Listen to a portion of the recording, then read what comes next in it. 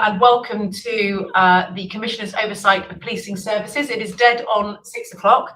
I know that some of you will be joining on the link now, so I'm going to just start with a little good evening, Chief Constable. How are you? Good evening.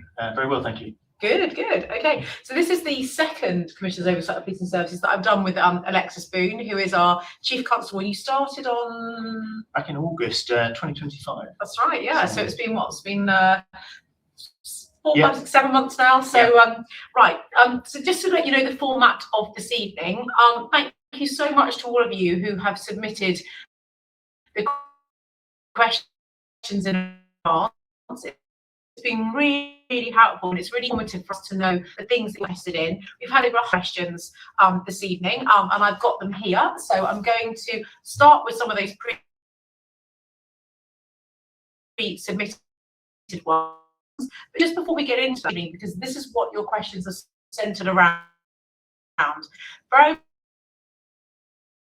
much around police visibility, 54 pre-submitted questions on that, road safety, 50 pre-submitted questions, antisocial behaviour, shoplifting and retail crime, rural crime, and responding to this evening. For those of you whose questions we're not able to answer throughout the next hour, we will be responding to you in writing, and if you are putting a question on one of our Facebook live streams this evening, then we will also be getting back to you and responding over the next couple of days to your questions as well.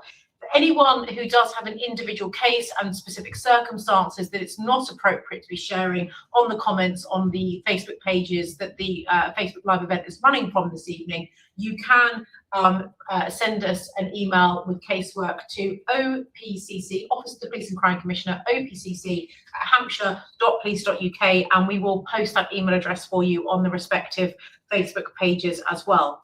In terms of a little bit of housekeeping, and then I'm going to get into the questions, the questions this evening are coming in over 3 different Facebook pages. They're coming in through the Hampshire and Isle of Wight Constabulary Facebook page. They're coming in through the Hampshire Office of the Police and Crime Commissioner Facebook page, and also through my political Facebook page, which is Donna for Mayor, just so that you're aware. So if we are answering a question that's coming through on the live stream, which I've got here in front of me on my laptop, and you think, well, that's not on the Facebook page that I'm currently following, it's because it's coming in on one of the others. So without further ado, I'm going to get into the first theme of questions, and this really is around police visibility. Now, I've had 7 pre-submitted questions on this particular issue. I've had a question come in from Leon Solent, covering the Lords Hill, Netley, Romsey, Aldershot Town Centre areas. George from Basingstoke saying that he had a break-in at his property recently. He's frustrated that the police didn't bother to come out and investigate or take fingerprints, and he feels that excuses were given.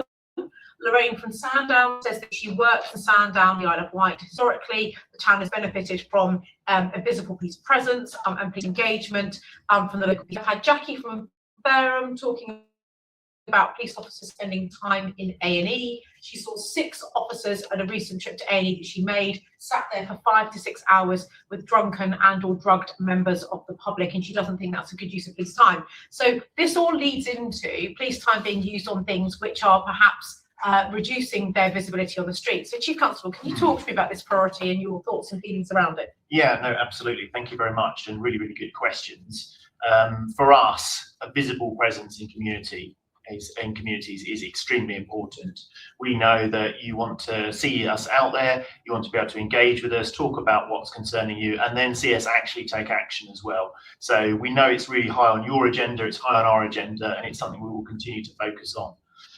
In terms of police visibility, if we take some of the areas that you've mentioned, Leon Solent, Netley, Romsey, we do actually log the amount of time we spend out there in communities, because we're keen to establish how we're doing, how often we're out there, and how frequently we're engaging with members of the public. And for example, in Leon Solent, we can say that we've tracked 534 visible patrols in the last 12 months, in and around the Gosport area in particular. So we are carefully monitoring how much time our officers are spending out in communities, but not just that, how many engagement activities they undertake, what those issues are that are raised to them, and the action we take. So we're monitoring this really, really carefully.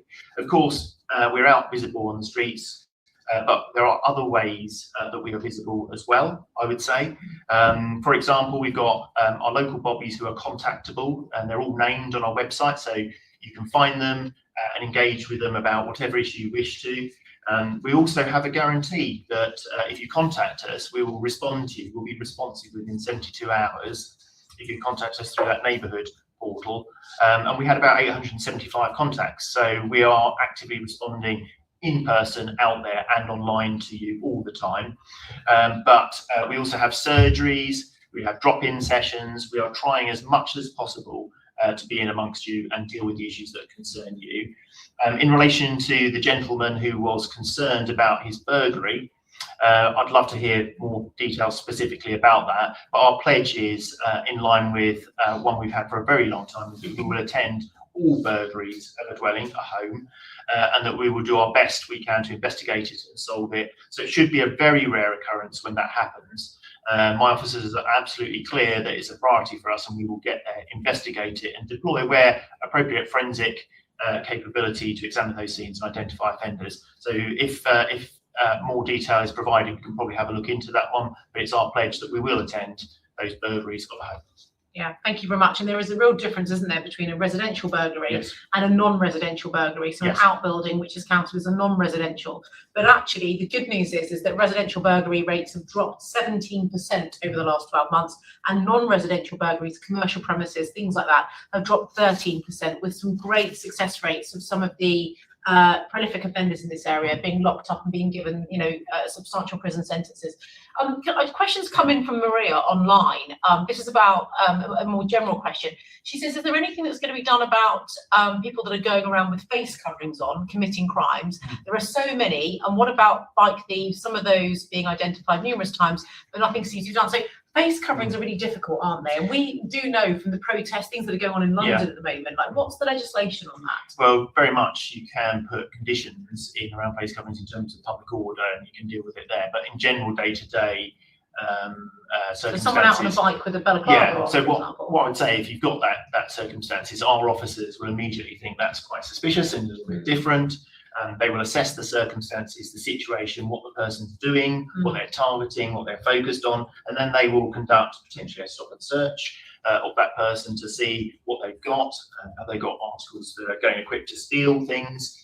Have they got stolen property in their possession? We'd very much take that as a bit of a clue that actually there may well be something amiss that we need to investigate. Of course, not everyone with face coverings is clearly committing crime, but it is part and parcel of. It factors into our thought processes, our decision making when we decide to stop people or challenge people on what they're doing. But it certainly is. I completely understand why members of the public might find it quite intimidatory, but that's where visible presence is really important. But it's not illegal, is it? No. It's not illegal. No. Just to be absolutely clear, it's not illegal to have your face covered in a public place. Unless it is an area where it's been decreed that you're not allowed to do that, because, for example, it's an area where there's a protest in the centre of London on a certain day. So just to be clear, and just to go back to the local bobby. So in terms of the talking about increased visibility, more foot patrols here, this has been a real priority for the Chief Constable and I now for the last year, and that's why in January 2023 I invested in and the force brought back local bobbies. So I'm going to pop a QR code up on the screen for you now, so that should you want to find out who your local bobby is, you can click on the QR code that's about to come up on the screen, pop in your postcode, and you will then get the name of your local bobby for your village, your community, your town, the city, wherever it is you live. In addition to that, also their mobile phone number and their email address. And that is a commitment that we have given, an investment I've made, an operational decision the Chief has made, that you have your local police officers back. Just whilst we're on this about servicing the community, we've had quite a few questions that have come up about police stations and about the reopening of police stations. And you will know that the police estate comes under me as Police and Crime Commissioner. Working with the Chief Constable, the Chief will tell me what you need, right? So you'll say, I need more cops here, we need more space, more locker space, I need more gun store, I need more, taser store, sorry. So the Chief Constable will tell me what the operational need is, and then with the estates team, I work through that. Now, one of the commitments I've given to the public is that I think for the taxes that you pay, you should be able to go into a police station. And so my commitment was that every district council area, Gosport, Fareham, Havant, Basingstoke, Hart, Rushmore, Test Valley, every district council area will have at least one police station with a front counter. And because I've just opened a police station in Bishop's Waltham, literally, we did this together 3 or 4 weeks ago. Really nice. That police station had been closed to the public for 10 years. We've just reopened it. This is one of 9 police stations and front counters that we've reopened over the last couple of years. And there are 3 more that we have announced, with a 4th coming. Now, Eastleigh, I've just announced. Alton is going to be reopened with a front counter. Shanklin on the Isle of Wight is being refurbished, that police station, and the front counter is going to be opening there. There's a police station with a front counter in the Bay Area, and Gosport Police Station, work is already underway on that one.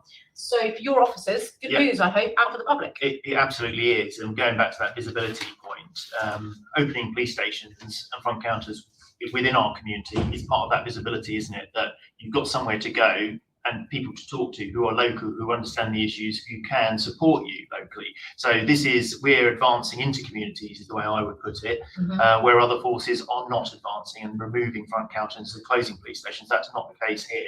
Yeah. I think it's a really great opportunity, and also our officers like to be in amongst communities. It just gives them such a great opportunity to engage with the public locally and to deal with issues that are of importance to people. Thank you very much indeed. And also just a quick question from Chloe about when is ECP station opening. So just for those of you that haven't caught this, I am leasing a section, have leased a section, taken a long lease on half of the building at Eastleigh Borough Council, the part that used to have the community cafe before COVID, for those of you that remember it. That's where the front counter will go. We're also leasing space on floors 1 and 4 where detectives and people that will be looking and investigating crime in and around the Eastleigh area. Very, very important on that sort of like northeastern side of Southampton. So that work is undergoing. The front counter will probably open towards the end of this year, but detectives and other neighbourhood police officers and others will be moving into that building in the next 2 to 3 months. So watch this space and I'll keep you posted. Just whilst we're on this one, I've got a follow-up question about burglaries from Ian Wilson, who says, burglary dwelling crimes, I believe, also covers outbuildings at these locations. So if it's an outbuilding and it's your a detached garage at your home, he says also, I believe these outbuildings are still counted as dwelling burglaries for investigations, or am I wrong? So there's always nuance to these things, as people are aware. Essentially, if your garage, for example, has a connecting door into your home, then that may well be a dwelling burglary. Also, sometimes communal areas in shared dwellings can also be counted as a dwelling burglary. So there is nuance to it. What we try to, of course, and when we respond to any crime, is give the best service possible. So whether it's a dwelling or a non-dwelling burglary, of course, the attendance commitment is around dwelling burglaries of the home, but we try to do the best we possibly can for all, because actually we are, and all of you would obviously assume, sometimes you could be doing a burglary of a shed, but then other times doing a burglary of a home. So the criminals that commit one or the other are on our list and people we would like to go after. So it's important really that we deliver a good service, whatever the crime is. If people have taken the time to report it and want to report it, we should deliver that service. Fantastic. Right, I'm going to move on to antisocial behaviour shortly, but before we do, I just want to give public some stats. So we currently have the highest number of police officers working in Hampshire. This all helps with police visibility. The highest number of police officers working in Hampshire Constabulary that we've had in a decade. This has been my #1 commitment every year since 2021 to invest in more police officers. I funded 851 more. The Chief Constable is in the process of recruiting. We're about 100 and so away from that 851 number, more than we had 5 years ago. And in total, that gives you how many police officers? We would be 3,500 or so. Yeah, just under the 3,500 mark, which is really, really encouraging. And you're also recruiting PCSOs as well, aren't you? We are recruiting PCSOs and also special constables as well, people who would volunteer to give their time. But I would say it's a great opportunity at the moment to join this force. Really, hopefully, as you're hearing here today, we're actually a forward-leaning force that's going into communities, engaging with communities, investing in technology, improving the way we deliver. We're a really forward-thinking force and a great place for people to join if they are so minded. And we are looking for great people, and there are plenty of great people in Hampshire and the Isle of Wight who could join us and I think make a real difference. Yeah, thank you so much. And I'm going to play you a short video in a moment because this week is actually response and patrol week. So those are the officers that respond to the 999 calls. And this video is something that the force, it's a brilliant video which the Chief Constable's communications team have filmed. And it really does show the benefits of working in policing, and it really it's been used actually as a recruitment tool to try and encourage people to join. So if you do know anyone who's interested in becoming a police officer, Hampshire is open for recruitment of new police officers right now. But I'm going to play that video. It'll just last for a minute and back. This week is Emergency Response Week, and it's an opportunity to celebrate and say thank you to brave police officers who are responding to 999 calls across the country, in particular here in Hampshire and the Isle of Wight. We had nearly 147,000 emergency calls made to Hampshire and the Isle of Wight Constabulary last year. That's 402 a day. That is an increase of nearly 27,000 calls from 2024-25. Now, these brave officers are responding to issues of domestic violence, issues of shoplifting, in sometimes drug-related harm, people carrying knives, and of course incidents where armed response officers are called as well to go and protect and safeguard people. We are recruiting police officers in this fantastic police force, the 6th largest police force in the UK. So, as Police and Crime Commissioner, I'm asking you, if you know someone who would like to become a police officer, please click on the link below to find out more information.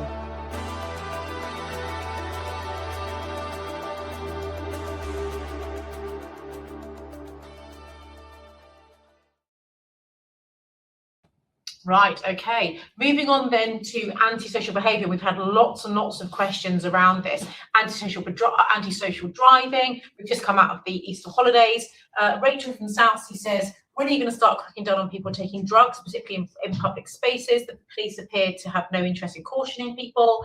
Columba and Son from Basingstoke have said, why is Basingstoke and the surrounding area so increasingly lawless with drugs, vehicle theft, tool theft, illegal vehicles, antisocial behaviour, crazy speeding through villages? And Desmond from Ryde, why aren't people tackling antisocial vehicles on our roads? Local communities are constantly blighted by cars and motorcycles that backfire and sound like a machine gun is being fired. So actually, a lot of the ASD here is about antisocial driving. Yes. Can you talk to us a little bit about what you're doing to tackle that?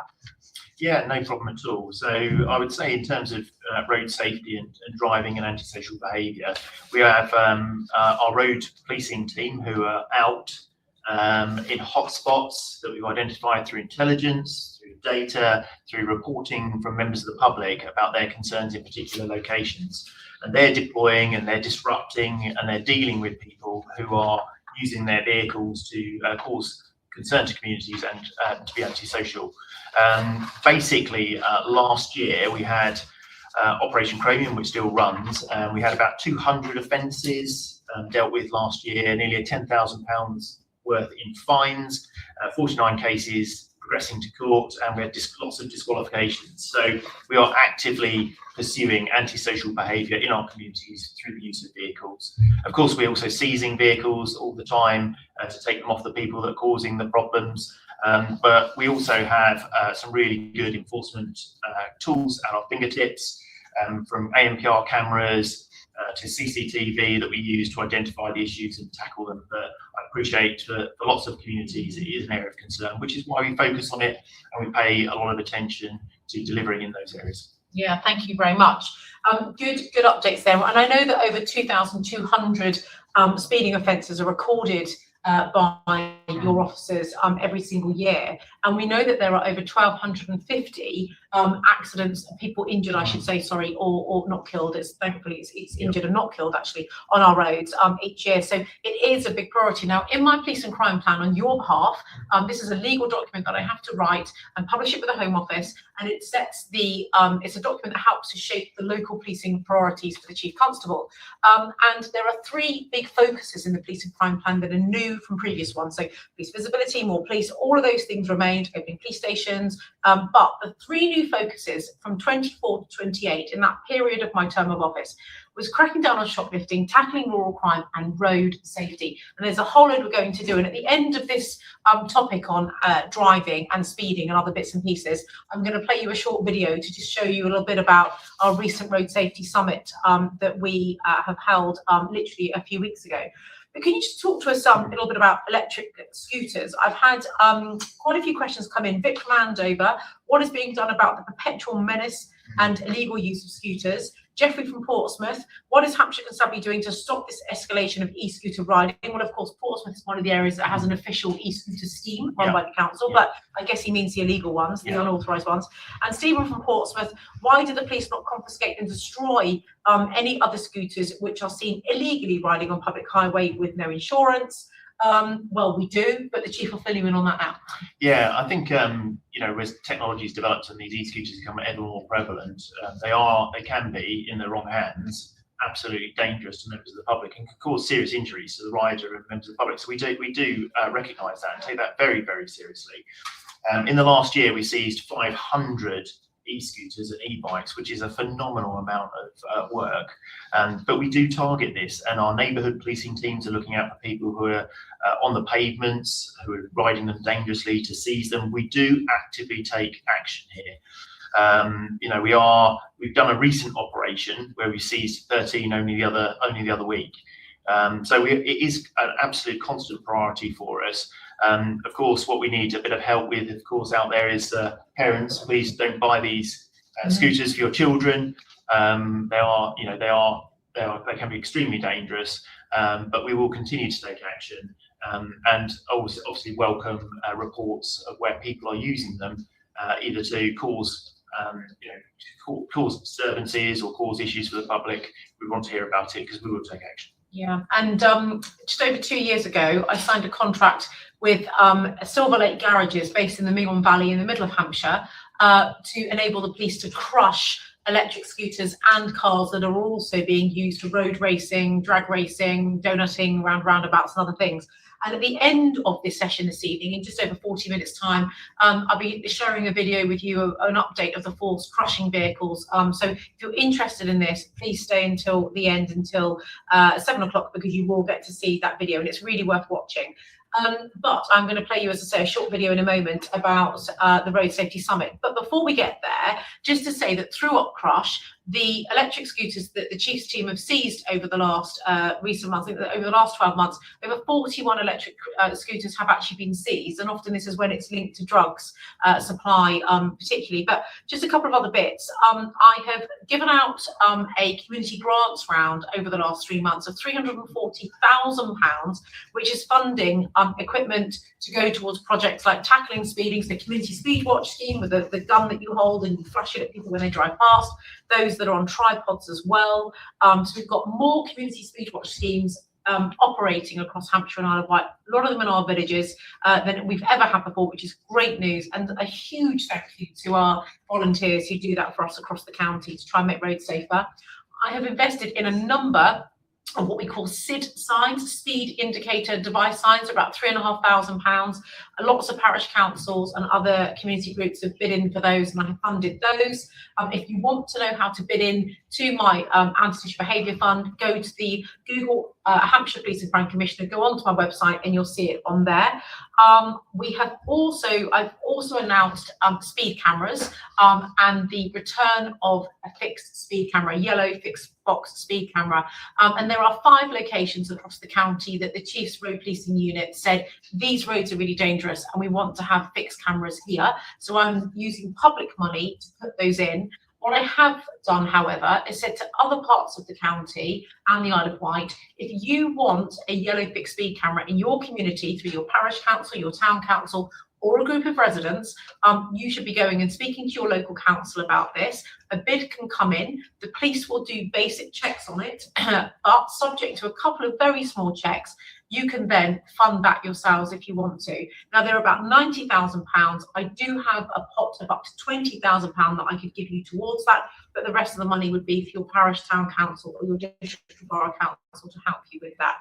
So there is a lot that's going on. But just what we're going to quickly do now is go to a video about the recent Road Safety Summit that the Chief and I hosted to really try and pull together partners and experts to really make Hampshire's roads safer. So we'll be back with you in just over a minute.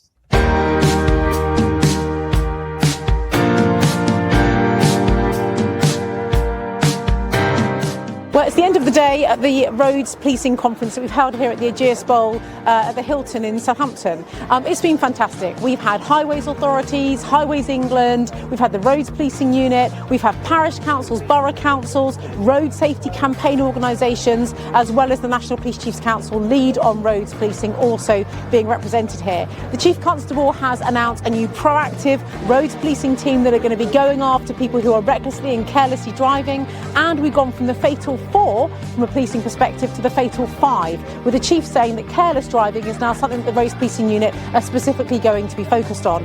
I've announced £350,000 worth of investment into new flashing slow down signs, into speed reduction equipment for parish and town councils, and a whole load of other initiatives. You can click on the link to find out more information, but to everyone who came along today to make it such a great event, thanks ever so much for your support.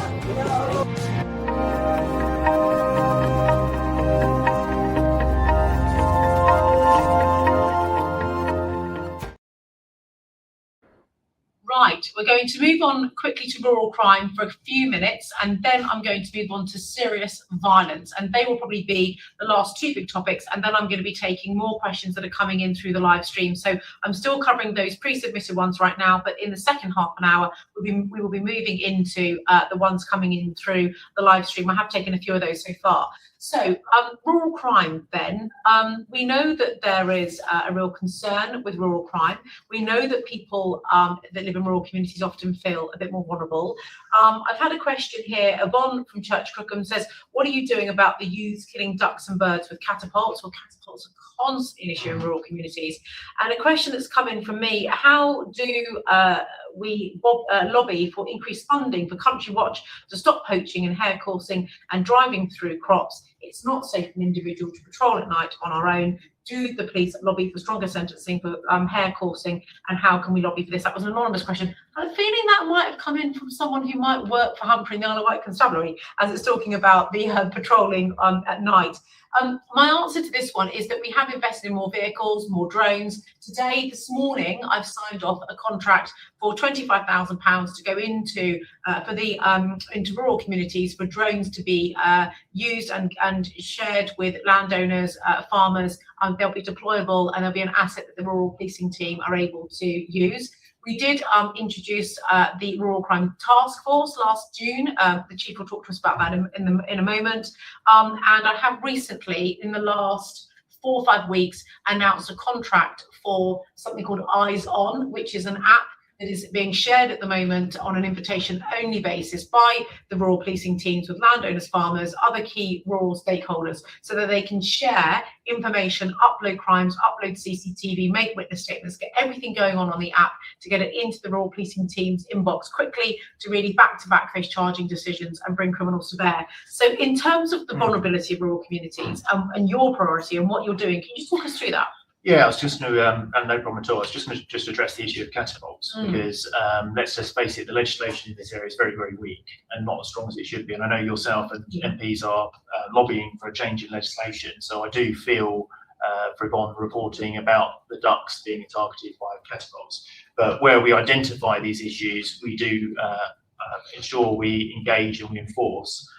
Sometimes it can be through our youth offending teams, because some of these people are quite young, and we need to educate people and stop them going down a certain path. But we do recognise that is a bit of a vulnerability, and our officers are out there looking for opportunities to intervene and educate people about the use of catapults, because they can be incredibly powerful and incredibly dangerous, as Yvonne has seen. In terms of rural crime, absolutely right, the huge investment in the Rural Crime Task Force. So what we've done is we've taken some of our most proactive officers and we put them into a position where they've got the tools and the equipment to go out there and hunt down criminals committing rural crime across our counties. And they are very, very effective. They do a lot of fantastic work. And just to give you a bit of a sense of what they've delivered, they have recovered about nearly £500,000 worth of stolen property that's stolen from rural communities. That's quad bikes, diggers, power tools, cars, and even a road sweeper. So some really extensive work. They've got ongoing operations targeting waste crime, theft of plants, some specific parts of the countryside that are targeted. They've also got, they're looking at hare coursing, stolen vehicles, non-dwelling and dwelling burglaries in the rural countryside. So some really fabulous ongoing work, and we're arresting people all the time for rural crime. We're working with local communities to educate our officers about what rural crime looks like and what to look for, so we're better and when we're more proactive. We're also engaged with all the forces that surround us, from Wiltshire to Thames Valley, because we know those criminals cross borders. So we are working incredibly hard to share intelligence, to target the criminals, to use all the technology, ANPR and drones, as the Police and Crime Commissioner has mentioned, to really enforce and protect rural communities. Because we do recognise that some rural communities do feel quite isolated and find it difficult to deal with some of the challenges. So really, I guess, a commitment from me, in accordance with our priorities, that we are there for you. We don't want you to feel alone. If you need support and help, please do contact us. There is a new app for reporting and engaging with us around rural crime specifically, which I think will make a difference in terms of intelligence and opportunity for us to work together with rural communities to tackle this terrible problem. But I'm really pleased with the way the work the task force are doing and how they're delivering for the communities. Yeah, thank you very much. And just to say that I did write to the Home Secretary last year in terms of strengthening the legislation on the sale and possession of catapults, because for large rural forces like ours that have both urban and rural areas, it really is an issue. They are constantly used as a weapon. And just to clarify, that catapults that are designed or used as weapons are classified under the Offensive Weapons Act. And the thing I was asking the government to do was to introduce age restrictions on their sale and possession, and to equip the police with clear stop and search powers in relation to these items, because they are, as I say, used as weapons, which is really, really key. Just to also let you know that over the last 18 months, 2 years, I've invested over £1 million extra into the Chief's budget to fund intelligence gathering capabilities, particularly for rural communities, because we know that we were being targeted by a number of rural organised crime gangs, OCGs, coming down from the Midlands into Hampshire, stealing and getting things out through the ports in Southampton. I've invested over £25,000 in redeployable ANPR cameras, automatic number plate recognition cameras, that really helps vulnerable rural communities. Over £1,400 on thermal imaging ANPR kit for the Northern Area Dog Handling Unit, and over £13,000 for mobile battery ANPR operated systems that we can loan to farmers, landowners, when we know that there is a spate of burglaries or thefts happening in a local community. Right, I'm going to move on now to serious violence. I can see that there are a number of questions that are coming in around knife crime, and this does fall into what we call the serious violence category. We know that it is a big issue. Tim, in a pre-submitted question, said, what are the plans that the force have to tackle the growing problem of violence and abuse caused by females against males? So a general violence question. Caitlin said, why does the force not take stalking more seriously in reality? Does Hampshire have a dedicated stalking team? And do you think officers have good awareness of crime? I'm going to start with those two first. So male victims of violence from women, and then the stalking stuff. Yeah, just to thanks, Tim, for raising the question around violence and abuse against men. Violence and abuse is unacceptable, whatever the gender of the victim or the accused. It is absolutely unacceptable. What I would say, though, is that we've looked at our data around offences against men committed by women. It's broadly stable at the moment. It hasn't increased any particular way, but it is a priority. Domestic abuse, violence, whatever the gender, as I say, we take it seriously. We will deal with it.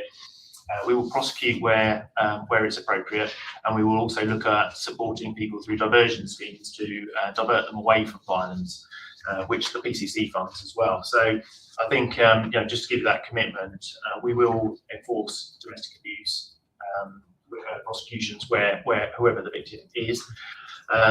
In terms of sort of stalking, really important question, because it's actually National Stalking Week this week.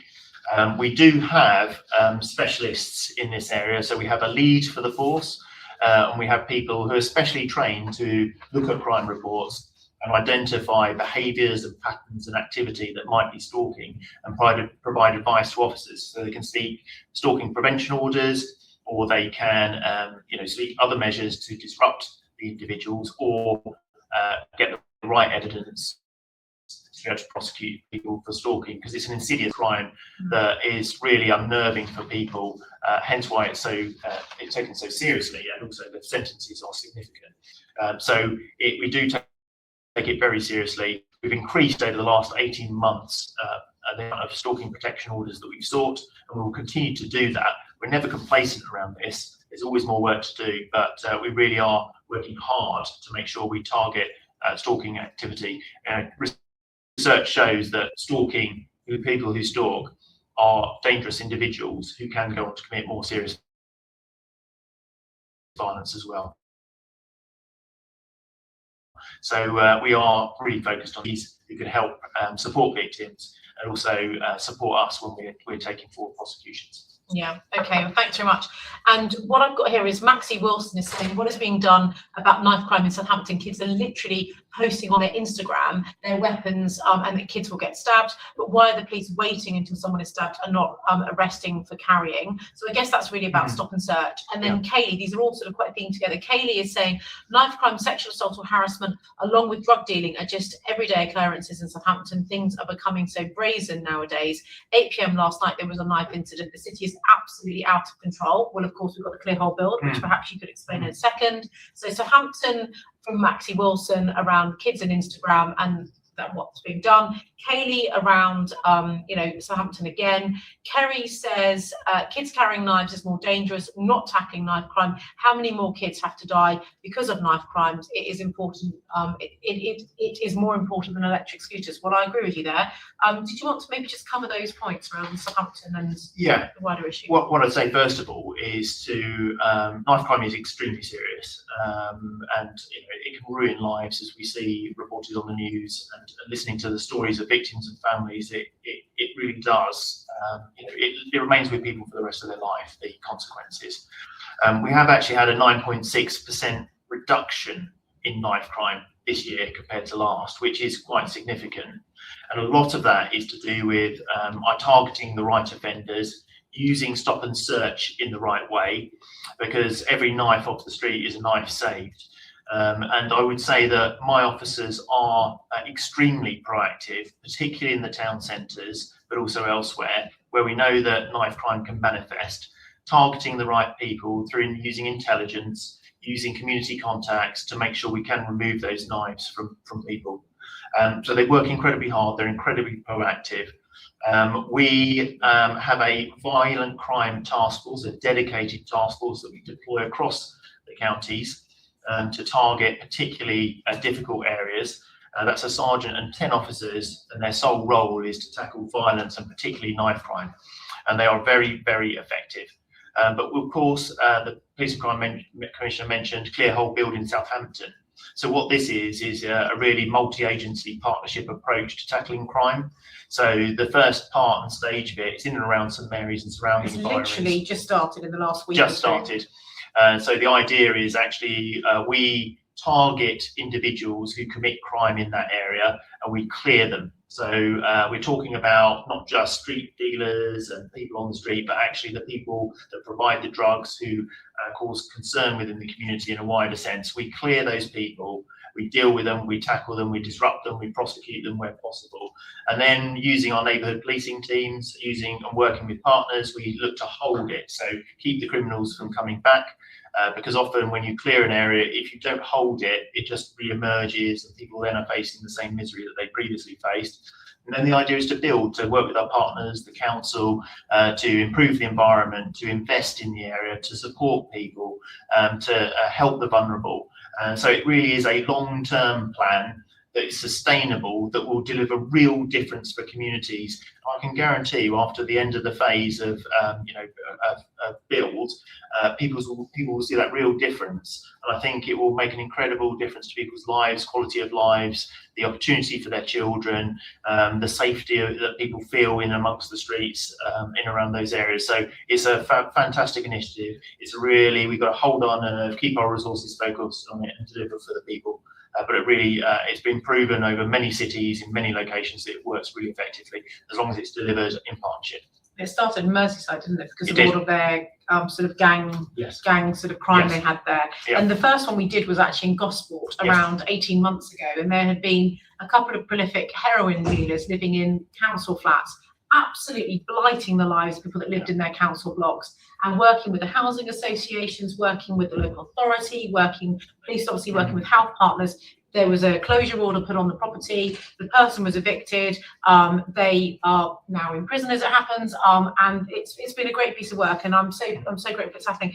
Just on the question that Caitlin raised about stalking, did you want to just give a little bit of an update on, because it is Stalking Week this week as well, isn't it? Yes, just as I was saying, on Stalking Week, we've got lots of, so one of the things we do is we look to upskill our officers to identify stalking behaviours, with the help of charities, with help of education videos. So we're upskilling our people to identify them, and then how to apply for stalking prevention orders. And we kind of intensify our activity to make sure we put it in people's psyche that this is important. It's important to the force, it's important to communities, and our officers are out there identifying, arresting people, stalkers, and also making sure that victims feel properly supported, have got referrals to the right services. So the intensification weeks, it's important to us all year round, despite the fact it's an intensification week, but it really helps drive the focus, get people really upskilled, understanding what the issues and the problems are, engaging with victims groups. I think it's a really effective way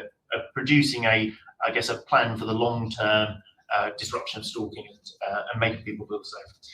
And it's one of the things that when I became Police and Crime Commissioner, I was really keen that we had a comprehensive response towards stalking, harassment, and those sorts of things. And we've actually got the biggest, it's called a MASIP, the Multi-Agency Stalking Intervention Partnership. We've got the biggest MASIP in the country. It was commissioned working with health partners and the probation service, along with myself for policing together, over about 2 years ago. It's a 5-year contract. It's over £1 million a year, and it does two things. One, it clearly provides support to victims of stalking offences. But importantly, and this is why it's unique and the first of its kind in the country, we actually work with perpetrators of stalking to try and stop what they're doing, to try and help them. Very often there is some kind of trauma or something that's happened in someone's life that leads them towards that offending, that fixated obsessive behaviour. It's not all about ex-partners, there can be other types as well. So it is, as I say, a very comprehensive programme. Anyone who wants to have more information about that, please get in contact with me.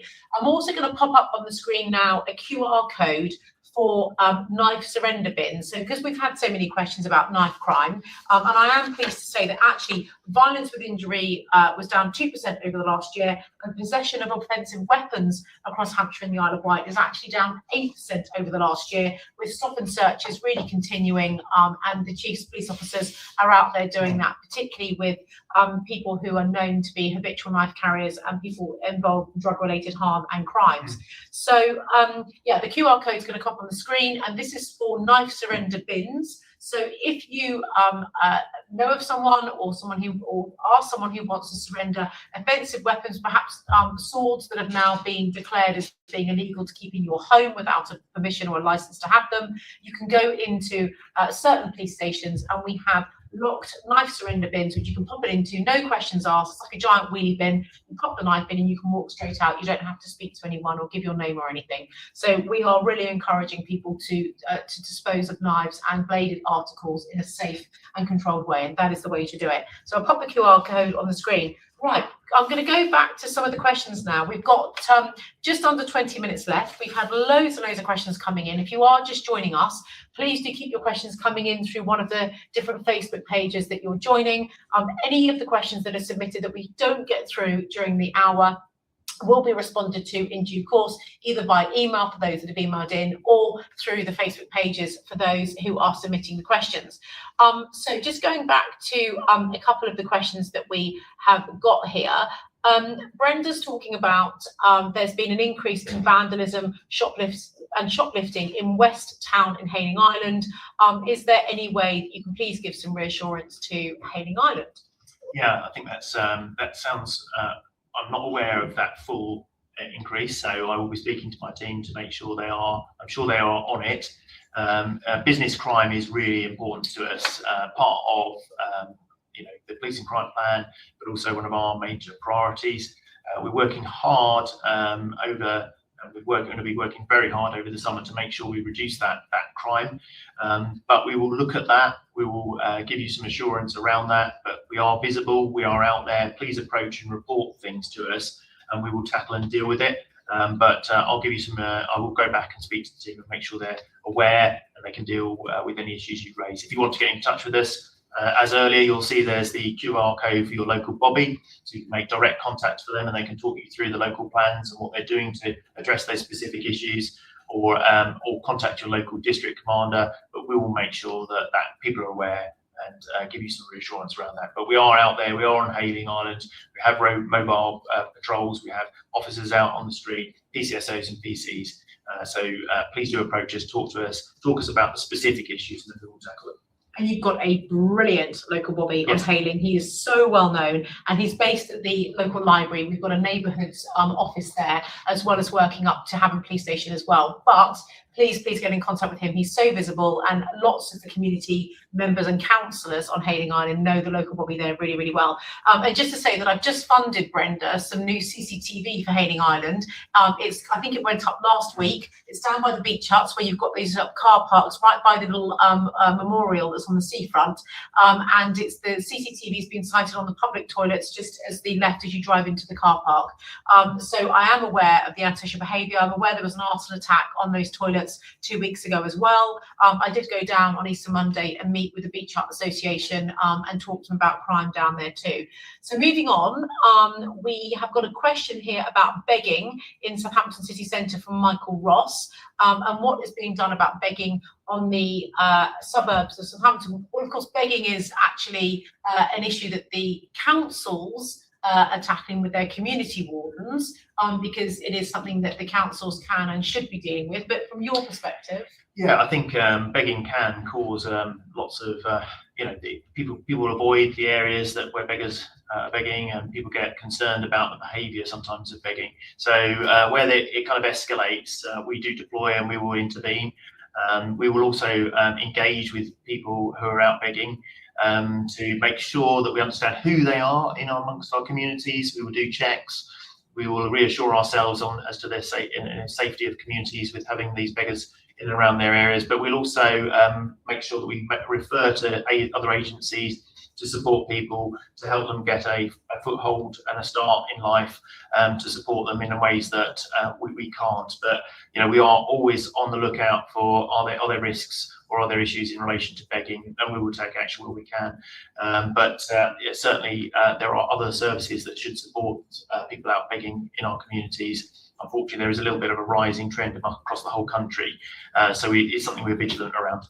Yeah, thank you very much. And Diane, you made a point around Basingstoke Police Station. It's moved from outside of the town centre, and if you don't drive, you can't get there. Well, just to clarify for you, Diane, you've actually got 2 police buildings in Basingstoke. Basingstoke has one of the biggest footprints of police officers in the county. It's a really key and important urban centre for the Chief Constable and for myself. And you've got the Police Investigation Centre you're referring to, which is on the outskirts of the town. So I appreciate that is not easily accessible on foot if you don't drive. That is a good point. It does have a front counter and it is open 7 days a week. And that's also where the police custody, that's where the cells are. There are 32 cells in Basingstoke in the Police Investigation Centre, along with a whole lot of detectives that work from there. You do actually have a police footprint in the town centre as well, right opposite Basingstoke-and-Deane District Council in the Parklands building, which is owned by the District Council, and it's rented by myself on behalf of the police and also by Public Health. And that's where your neighbourhood teams are based, and so are your 999 responders. They're called your district patrol team. Whilst it doesn't have a front counter, if there is something urgent, then the police can invite you to go in there and speak to them, or they can invite you to meet with them at the council offices and other public buildings as well. So there is plenty of opportunity for people that live in Basingstoke. However, I have been looking for a site in the town centre. I've met with the chief executive of Basingstoke-and-Deane Borough Council, I think 3 times now. I've spoken to the current leader, the previous leader. I've got agents looking for me. The issue we have, and I'd love to take on a big shop front, actually, it'd be amazing to have a footprint on the high street. We need parking. If we come out of Parklands opposite the council, I need space for the chiefs, for the cars, for the district patrol teams, and for the neighbourhood teams, for the local bobbies and their team as well. So we really do need to have the cars. They can't be parked too far away. If they're over in car parks, they would get vandalised. And also for the response times, to meet response times, you've got to be able to get in the car and go quickly. And that's really been our biggest blight with the town centre. It's the lack of sites for rent or purchase that have parking with them. If anyone knows of any sites coming up in Basingstoke, please get in contact with me. Moving on then, there's a question from Christine about digital evidence. She says that digital evidence needs so much painstaking work, while resources into such technicians and hardware needs to be increased, and for the cases, it's basically the pressure on digital forensics to do those investigations, the backlogs and the time. So just talk a little bit about that. Yeah, I mean, nowadays criminal investigations do involve digital devices more often than not, and a digital device, your iPhone, is a supercomputer, isn't it, with holding masses of data and insight into criminality and people's lives. So it's an incredible rich source, but incredibly makes investigation much more complex. With the support of the Police and Crime Commissioner, we've invested a lot of money, millions of pounds, back into forensics and digital forensics to try and increase our capacity. And also we're looking at how can we work smarter using the latest technology to examine phones. You know, I'm sure we'll get to a point where we'll be using AI in the future to identify things and evidence much more quickly than a human being can. So we're ever looking at advanced technology, but how we then do our processes internally as efficiently and as effectively as possible, making sure that only the devices we need to examine are examined, and within those devices, the apps that need to be examined, we can be increasingly targeted in the way we examine devices. But it is a growing and complex problem. We've invested in it, we'll continue to invest in it, look at ways we can be smarter, but also use other technology to speed up those examinations, target them and harness the evidence more quickly than a person can. But at the moment, of course, it's still very labour intensive. You're right to highlight it as an issue. It's one of those concerns on our minds, but you know, there is a significant investment to reassure you. And also we obviously prioritise serious crimes. So rapes, serious violence, serious knife crime, they will all be prioritised, and we will make sure we get through those devices as quickly as possible. Yeah, thank you very much. And I've just launched from the 1st of April a brand new £2 million innovation fund, which means that rather than waiting annually for the budget process to come round, when technologies are available that the Chief Constable really wants me to invest in to help speed up investigations, digital forensics, whatever it might be, we're able to work very agilely, the Chief and I together, to be able to bring on board new technologies and improve efficiencies throughout the year. We don't have to wait until the following year to do those things. We've got a number of bids coming through, and I've met with Cellulite and another company 2 weeks ago in London, all around digital forensics, and now the Chief Constable's specialist digital forensic team are looking into those to see if we can address the issues you raise. Moving on then, Stu John Roy says, it's all well and good recruiting more police officers, but how many have you lost? It's great to employ 800, but if 1,000 have retired, left or been sacked, we're still down 200. Yeah, I think you're absolutely right. You know, bring people in the front door if you lose people out the back door. And part of our approach is to increase our retention of officers. One of the things I would say is that, of course, naturally people come to a retirement point and will retire, so we will always be losing officers. That's just the way it goes, really. But what we have focused on is in increasing. We've got a team now who support us retain people. So we've got interviews with people who are thinking about leaving to understand why they might be leaving, to put interventions in place to encourage them to remain within policing. Each and every one of our officers is important to us. Each and every one of them matters. We've invested in them massively. They do care about community, so if anything we can do to keep them to stay, we will do that. But we've really focused on that this particular period. What I'd also say is we are a net gainer in terms of transferees in. We don't get a lot of people transfer out of our force, which is good. I think it's those people who might have doubts, who are concerned about their position in policing. They're the people we target to engage with, to support and make sure they try and stay in policing. But equally, we focus on that as well, just to reassure you. Yeah, we've had a question from Adam about the retention of police officers, saying he's ex-Hampshire police staff, and that it's all very well and good bringing them in the door, but you need to keep them in. Yeah. Yes, that is. We are really focused on that as well, as you say. We've got literally 6 minutes left, so I'm going to quickly go to shoplifting. We've had a question here on shoplifting and just asking sort of what's being done, what's the, if you can maybe just give us a little bit of an update around some of that. Yeah, I think it's shoplifting through, we focused on shoplifting in the summer and we focused on it in winter, of course, all year round, but really intensified where we know there are peaks in shoplifting. But we focus on particularly the prime offenders who are repeat offenders. We focus on the locations that are repeatedly offended against. And what I'd say is the amount of offences we bring to formal action, so bring to justice, 37.3% of shoplifting now are brought to, there's a formal outcome taken. So somebody is dealt with for that crime, which is absolutely very significant. In fact, I would say we're one of the best performing forces in the entire country for tackling shoplifting. Mm-hmm. We also are using orders, so criminal behaviour orders. We've had 49 of them issued to tackle prolific cross-district offenders. We are working in partnership with businesses. The PCC's funded UK PAC, which is a digital platform which helps us engage with businesses to get evidence quickly into our teams so that we can take action. And that has resulted in more crimes being reported so we can take action. 131 individuals charged of information provided through that UK PAC system as well, so really significant. And that's led to much more custodial time for offenders as well, where we can identify repeat offenders who do repeat offences. They get better sentences as well. We're also targeting some of the causes of shoplifting as well, so drugs. So we're getting drug rehabilitation orders on sentencing, and we are making sure we tackle some of those underlying causes as well, working with partners. But I'm really pleased with the level of response we're delivering for shops and shopping communities across Hampshire and the Isle of Wight. We've certainly upped our game. We've been listening.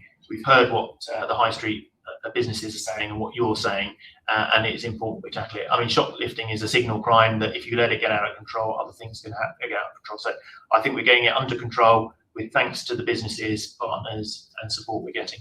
Yeah, but we've got 3 minutes left. I'm just going to quickly give you some stats on shoplifting because it is a cause close to my heart, as I said earlier, one of my 3 new priorities. And I have invested, as the Chief has said, in UK PAC, UK Partners Against Crime. That is an app which any retailer, small independent or national chain, is able to access for a year. If you're interested in signing up to UK PAC, please go onto the Constabulary website and email or come onto my website and we'll get you linked up. As the Chief has said, things weren't great from a shoplifting perspective in Hampshire and the Isle of Wight Constabulary, I'll be honest with you, a couple of years ago, but we are the most improved force and we now have one of the highest, as the Chief Constable has said, charge rates for shoplifting in the country. We are doing so well now, having come from that low place. 247 direct shoplifting incidents have been reported through UK PAC in recent months. As the Chief has said, 537 recorded crimes, that's in the last year. 131 of our highest, most prolific shoplifters have now been sentenced, and that has amassed to over 55 years in prison. And we have seen those formal outcomes taken up by over 55% over the last 12 months. Now, that app, because what used to happen, if a retailer reported it, it meant that a police officer would go to the shop, try and download the CCTV, get the still images, take a shop worker off the floor to the back storeroom, sit and do a statement for an hour or so. by bringing on board the app, which means that you can just, if you work in a shop, you can do it all yourself, upload your statement, upload the CCTV, send it straight into the police force without even having to phone 101 or 999. It saved over 2,073 operational policing hours, which we estimate to be over £500,000 of public money. So I'm delighted by that. And that is a real investment that I've made to try and make our communities much safer from shoplifting. The final one I'm going to finish on for the last minute is a question that's come in online from Lexi Marchant, and it's about mental health. And it says, what is the police's opinion on the major mental health crisis going on at the moment? What are the police interactions with people in crisis? And can you just tell us the impact it's having on your teams? Yes, mental health is a real challenge for our society, I think. And when there isn't potentially the support and investment in other services, it falls to the police sometimes to intervene. And we are not the best agency sometimes to intervene in relation to mental health. You know, when people are having a mental health crisis, it's often obviously mental health services and the NHS and others that need to step in and support that individual. And what it means is sometimes we get deployed to incidents where we really shouldn't be going, where we are then, I guess, the service of last resort. So we are working incredibly hard in partnership with mental health teams and services to make sure that actually the right service gets deployed to that person to help them through their crisis. And then that helps us focus up and use our time to fight crime. So we are ever watching how many incidents we're going to, asking partners to step in and support and to take their role in supporting people, so enable us to use that time, that valuable officers' skills and experience to tackle crime. So it does have a real impact on us and our service and the demand on us, but we are working ever hard. We have a Right Care, Right Person that was introduced in Hampshire and the Isle of Wight almost 10 years ago. It was actually the forerunner of this. It might have been reported that happened elsewhere, but it was Hampshire and the Isle of Wight Constabulary who really pushed the boundaries and changed the approach to mental health. But we're constantly looking at the incidents we're deploying to and making sure we learn lessons and we get the right referrals in. But you're absolutely right, a really important question. It does have a real impact, but we are working hard to make sure that agencies are engaged around this. Thank you so much for joining us for the last hour. To the 150 of you that pre-submitted your questions, and to all of the people that have joined us this evening online, and for those people who we've not been able to respond to your questions, please rest assured we will be getting back to you both online through the Facebook pages and via email. This is also available for anyone who wants to have the entire last hour emailed to you. We can send you that, so you can watch it in your own time, and we will be sending it to over 10,000 people who are on our database so they can watch it in their own time. I'm now going to leave you with that video as promised. So until the next quarter, thank you so much for joining us for the Commissioner's Oversight of Policing Services. Bye-bye.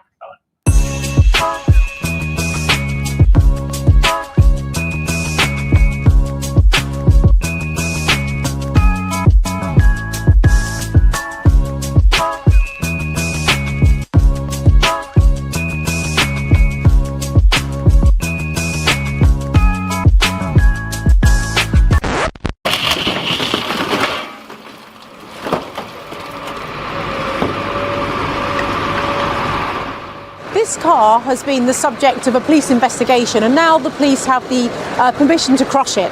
The driver was subject to a 2-year ban of driving, over 200 hours of community service, and also a fine. This is really now going to impact his ability to go to work, for example. And the really clear message is this: if you're committing dangerous driving offences such as this person was, you are going to lose your car. It could affect your employment, you're going to get a massive fine, and you're going to have to do unpaid work. So there's a clear message: don't break the law, don't joyride, don't go to unauthorised large-scale car meets, don't donut on roundabouts, don't put your life and others in dangerous hands. Now we're going to see this car get crushed.